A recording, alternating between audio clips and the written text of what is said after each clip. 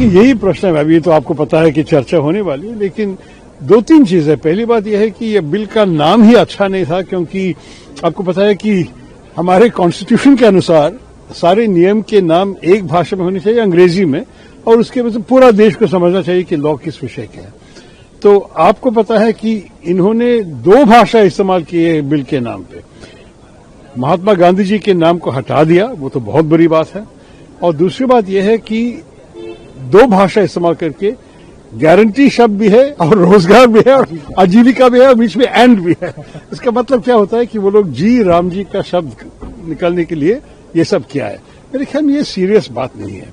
और आप भी सोचिए, महात्मा गांधी जी राम राज्य के बारे में बोलते थे और उनका जो संकल्प था ग्राम स्वराज का, ग्राम स्वराज और राम राज्य उनके मन में एक ही चीज है। मतलब राम राज्य जब तब आएगी जब हमारे देश में ग्राम स्वराज भी हो।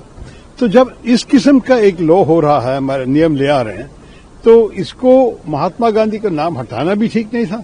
और हटाने के बाद ये दो भाषा करके ये कॉन्स्टिट्यूशन के विरुद्ध है, स्ट्रिक्टली स्पीकिंग। और उसके बाद ये जी राम जी कहना, देखिए राम का नाम तो हम बहुत बहुत दूसरे कॉन्टेक्स्ट में इस्तेमाल कर सकेंगे।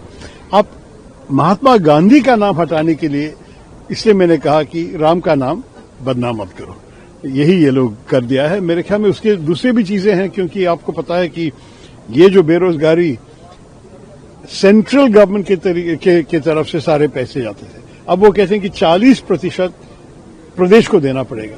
और बहुत प्रदेशों के पास इतना पैसे नहीं है। केरल में जितना खर्च हो रहा है 40% है 2500 करोड़। सरकार तो ब्रोक है, उनके पास है ही नहीं पैसे। तो उसका मतलब होगा कि बेरोजगारी बढ़ जाएगी।